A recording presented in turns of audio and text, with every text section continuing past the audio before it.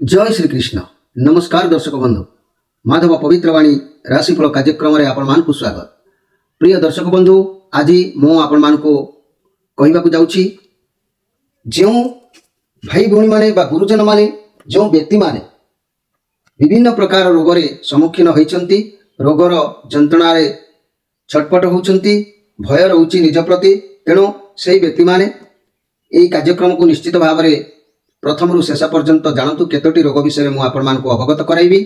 से रोगर उपशम निमंते बा आरोग्य निमंते मु केउ रत्न धारण कले आपण माने से रोगरु त्राही पाइबे से विषय मु आपण मानकु आज कार्यक्रम रे जणेबाकू चाहूछि। ये एक स्पेशल कार्यक्रम उपस्थापना अछि। तेणु आपण माने निश्चित भाव में आमर ई माधव पवित्रवाणी दैनंदिन राशिफल देखुवा समग्र श्रोता बंधु माने निश्चित भाव में यहाकू मध्य आपण माने देखंतु, अनुभव करिवे।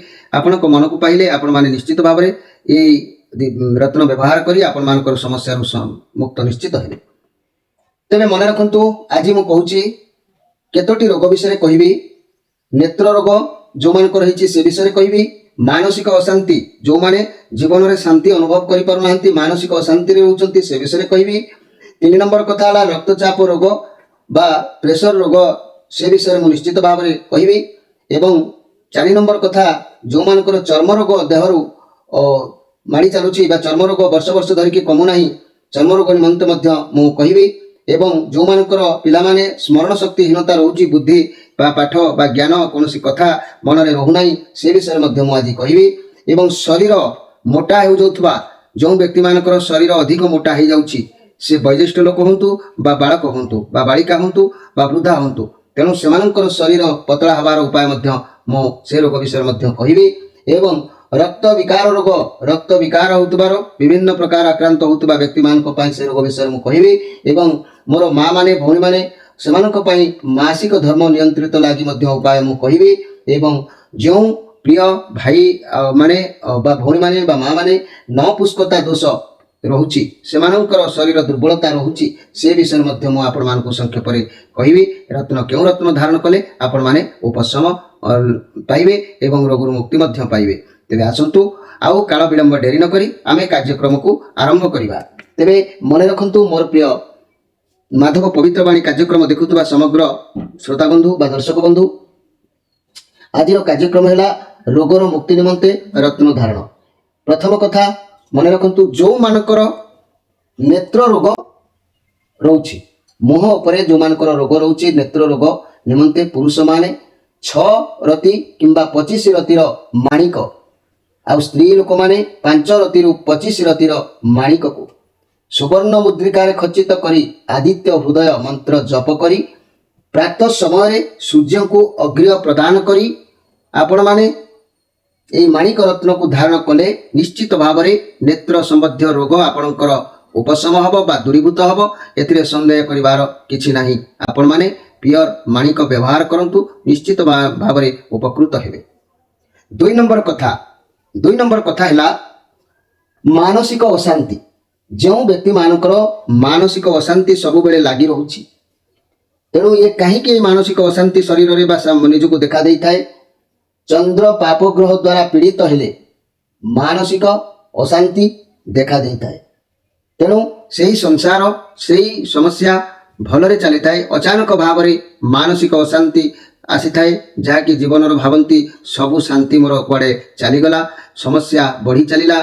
तेणु ये समस्या कारण मानसिक अशांति आपन को बारंबार देखादेला, सबु थाई मध्य किछि नथिला परि जेपरि आपन को अनुभव हब। तेणु एही समस्या मुक्त पाइबा को हेले मन रखंतु, चंद्र पाप ग्रह द्वारा पीड़ित हेले, चंद्र पाप माने ग्रह द्वारा पीड़ित हेले मानसिक अशांति देखा देई थाए। एतुरु रक्षा पाइबा निमंते 5 रु 25 रति जाए मोती रत्न को चंद्रक मंत्र रे प्राण प्रतिष्ठा करी कनिष्ठा अंगुठी रे जाकी धारण कले मानसिक अशांति निश्चित भाव में दूरीभूत हब, एथिरे संदेह करिवार किछि भी नाही। प्रत्येक जिनिसर प्रतिकार कले समस्या निश्चित भाव में समाधान होई थाए। एबे 3 नंबर कथा को जिबा।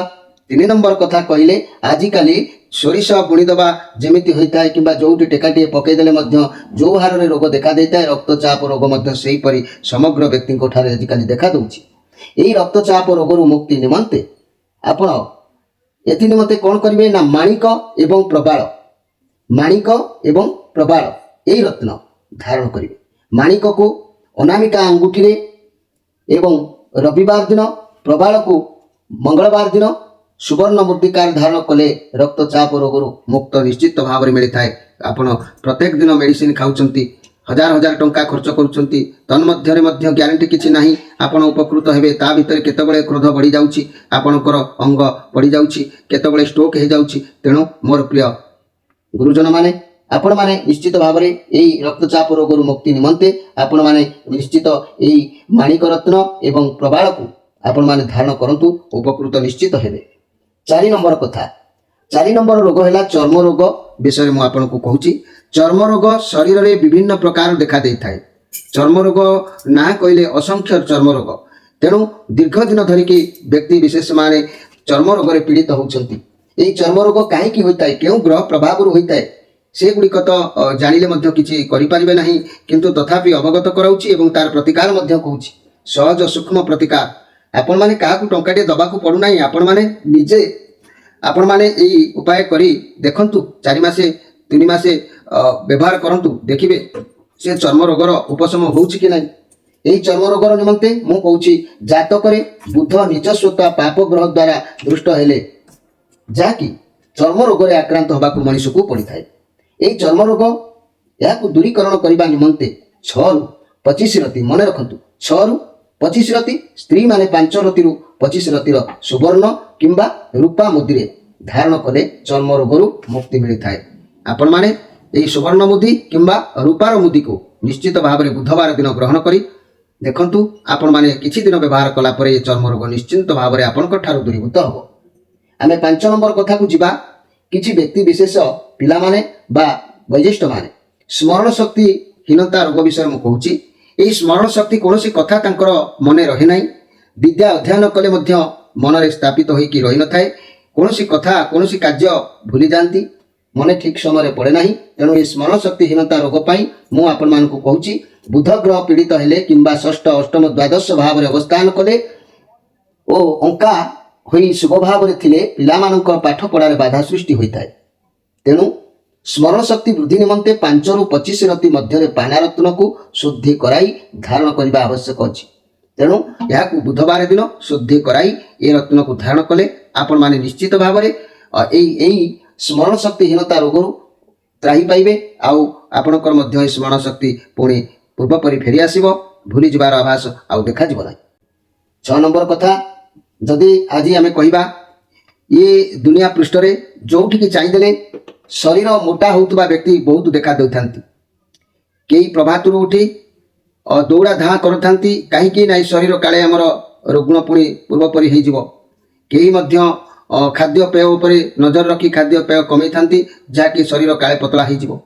नाई आज्ञा ये शरीर कहीं पतला हुई मोटा होता है ये शरीर मोटारू किपरि त्राही मिलता है मु से विषय मोर समग्र ओडिशावासी ओडिशार बाहर रोथुबा मध्य समग्र भारतवासी व्यक्ति माने जो माने भारत रोचंती कोण अनुकोण रे समस्त এই कार्यक्रम को निश्चित व्यवहार करंतु जानि परिबे जे এই रोग किपरि उपशम हबो। मने रखंतु शरीर मोटा होउतले यार कारण कोन ना बृहस्पति शरीर रे चर्बी उत्पन्न कराई थांती किए ना बृहस्पति शरीर रे चर्बी उत्पन्न करी मोटा रोग उत्पन्न करि थांती।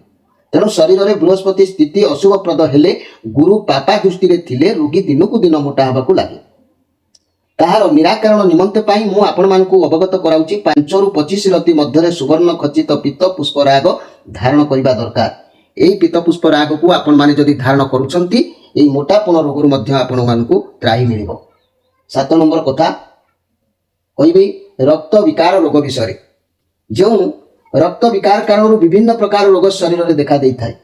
यह कहीं होता है ना मंगल ग्रहकर अशुभत्व जेतबेले जातक रे देखा जाए सेतबेले रक्त विकार रोगी माने शरीर में आक्रांत होता। एपरी रोग रे आक्रांत होले 5 रु 25 रति स्त्री पुरुष 8 रु 25 रति मध्य भक्ति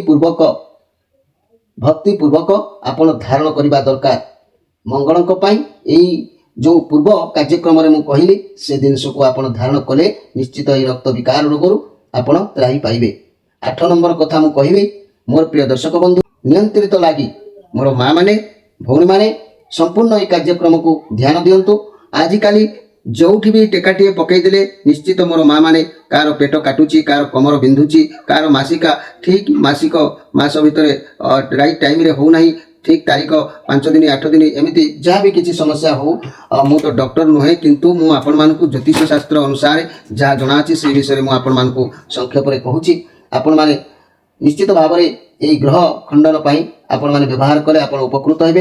मासिक धर्मर नियंत्रित लागि स्त्री मानकर मासिक ऋतु नियमित हेउनथिले गर्भपात परि अशुभ फलमान भोग करबाकू पड़िଥାଏ। तेणु करी एथुरु रक्षा पाइबा लागि मोती और प्रबाल मन रखतु मोती और प्रबाल रत्न को प्राण प्रतिष्ठा कराई सोमवार किंबा मंगलवार दिन धारण कले एपरी रोग निवारित होता है आ समस्या आउ देखा दे न थाए।